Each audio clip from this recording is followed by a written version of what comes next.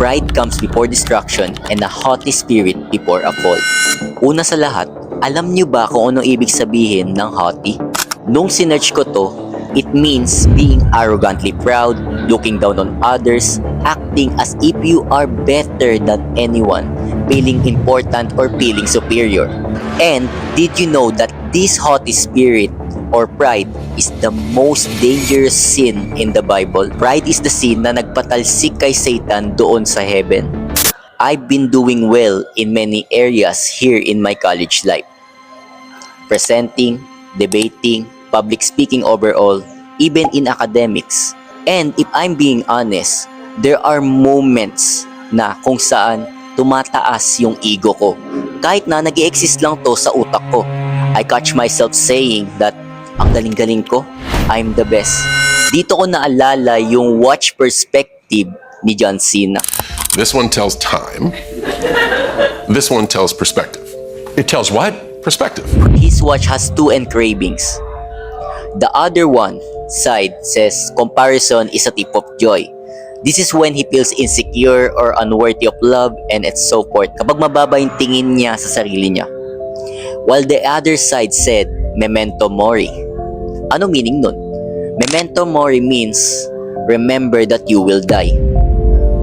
Ito yung para sa mga moments na kapag lumalaki na yung ulo niya, kapag lumalaki yung ego niya, and he will remind himself that he is a human and he is above no one. I do not brag about my achievements, but God knows what's in my heart. And that heart is sometimes filled with pride. Yet God reminds me daily that I can do nothing without Him. I am a sinner and I do not deserve to the glory of God.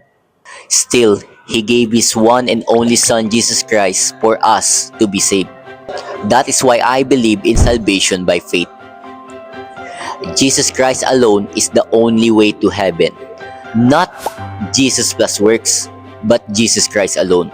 Because if salvation is based on what we do here on this earth, na sinasabi mo, ay God, ginawa ko to para sa pangalan ninyo. Ay God, nag-spread ako ng word. Ay God, ginamit ko lahat ng talent mo para i-glorify ka. Then sinasabi mo na in-earn mo yung salvation mo. There is no such a thing na plus points sa langit. We are saved by grace through faith.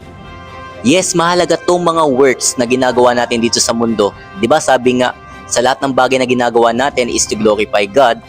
Pero hindi ito yung nagsisave sa atin. Gaya nga sabi sa scripture, faith without works is dead faith.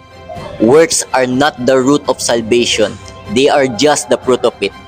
Kumbaga kapag nagtanim ako ng apple seed, ang lalabas or tutubo doon ay apple. Hindi orange, hindi grapes, lalong-lalo na hindi pineapple. In the same way, if you truly have faith in God, it will naturally be visible in how you live. Kapag sinasabi mo na itinanim mo sa puso mo ang Diyos, well, ang magiging bunga nun is syempre God's work.